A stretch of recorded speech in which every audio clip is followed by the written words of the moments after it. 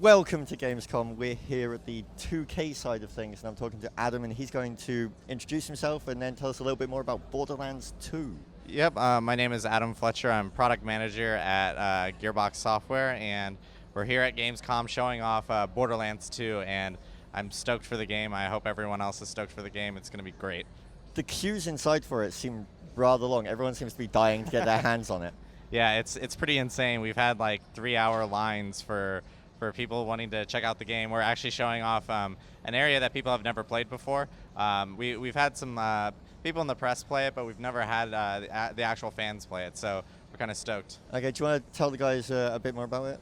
Yeah, what they're playing today is a place called the Wildlife Exploitation Preserve, and they're kind of on a mission to help Mordecai, who's from the original Borderlands, find Bloodwing.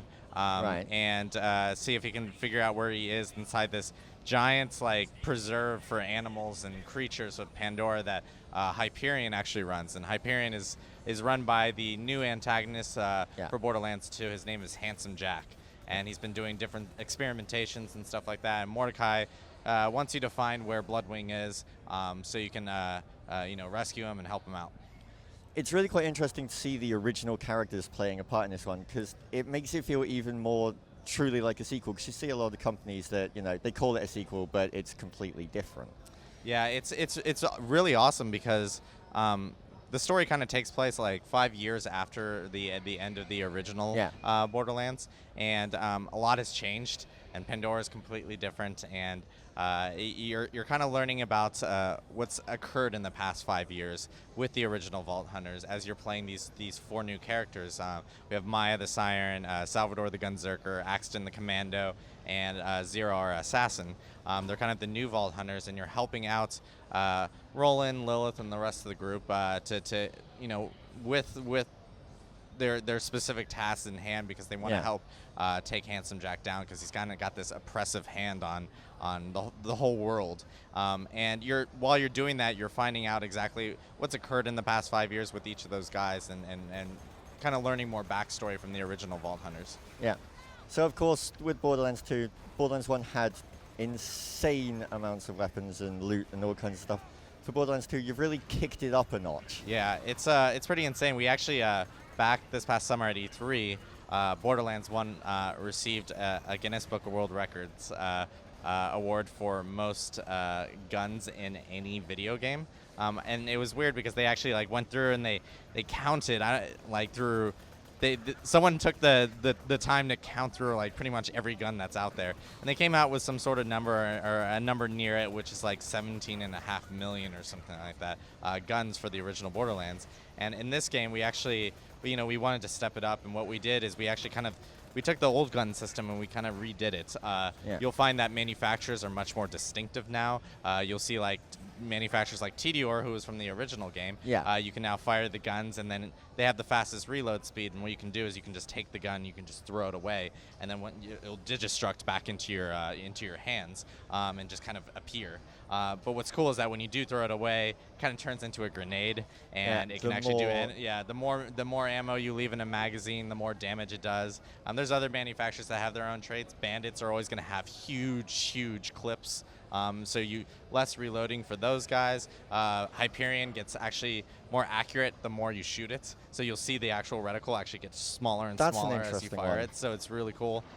So yeah, there's tons of different manufacturers, and we made them more distinct. Plus, visually, they're also recognizable for who they are. Hyperion will have that patented, yellow with white stripe in the middle, because it kind of looks like they're robots. Like Claptrap is part of the Hyperion line.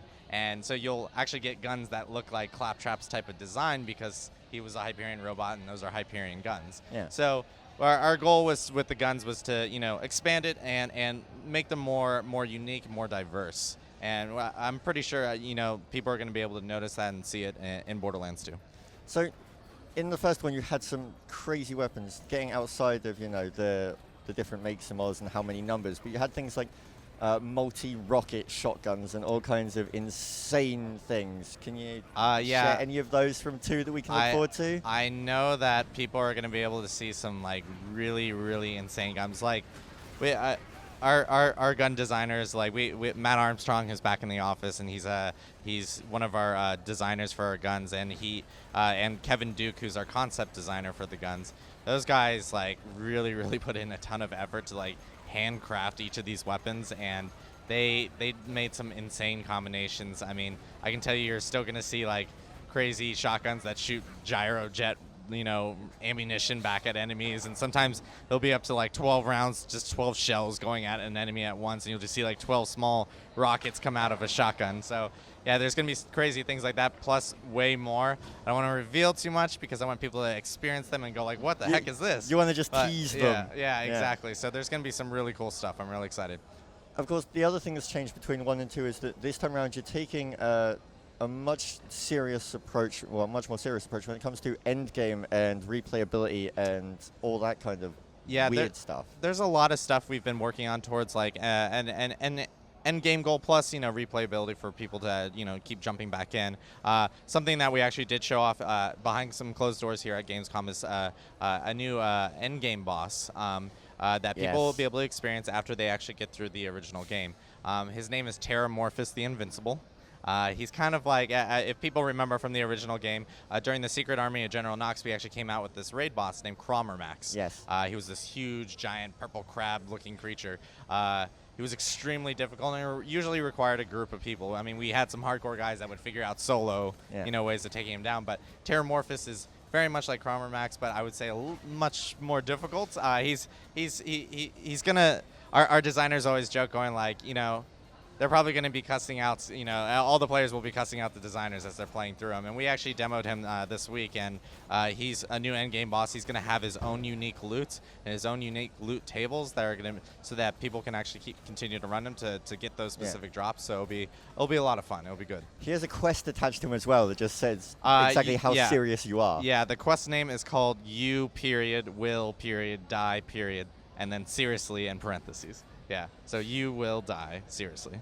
Awesome. That's quite impressive. So, you've also got the Endless Vault Hunter mode. Yeah, we do have the second playthrough of the game. After you go through the first playthrough, there's a mode called True Vault Hunters mode. That's it, yeah. And True Vault Hunters mode actually, what it does is it raises the difficulty of the game, of course, but at the same time, it actually does change certain aspects of the game. Some of the enemies will be completely different. They'll have different armor or attacks and things like that. On top of that, you will actually sometimes find a few different loot items or different placements of specific things. So True Vault Hunters mode really does add a lot more challenge to it, and another way of being able to go through the game and enjoy it after you're done with the initial playthrough. And of course, enemies will then be scaled up to a higher level, so you can actually get through that game as you will be a higher level for getting through the first playthrough. The other cool thing is that we added this system called the Badass Rank. Yes. And the Badass Rank is great because it gives you kind of like an alternative way of leveling up your character. We have these things called challenges in the game, and you can actually complete those challenges by doing just various tasks, either like burning a skag in a certain way or whatever, and you'll actually end up receiving these things called Badass Ranks. Once you receive those Badass Ranks, they actually translate to tokens, these badass tokens, and when you redeem those, you can actually upgrade specific stat attributes on your character. Things like fire rates to shield recharge rate. And what's cool is that those are like stats that will actually apply to your character as you're playing, or they actually apply to any character that's under your profile. So it's kind of like a profile-wide system of leveling up your character. No matter what, if you decide to start a level 1 character the next day, you're always going to be benefiting your badass rank, which was awesome. Yeah, you sniped my question. That was going to be my next one after we discussed Vault mode. So, do you want to give the guys, web address where they can go to find out more and pre-order and all that kind of stuff? Yeah, if people are interested in checking out more about Borderlands 2, we really recommend people hitting up Borderlands2.com. If you want to see where you can pre-order, Borderlands2.com/pre-order is the other option. And then hanging out with our community. We have on the Gearbox forums, we have a really, really big community of people that love Borderlands. And so if you go to the Gearbox software forums, that's a great place to talk about the game. So. And you've got a release date already, do you? Yes. So coming up very soon. Yes, I'm excited. Borderlands 2 is going to be coming out September 18th in North America and September 21st internationally. Wonderful. Well, Cool. Adam, thank you very much Thanks, for your man. time. Appreciate Thank it. you. Thanks.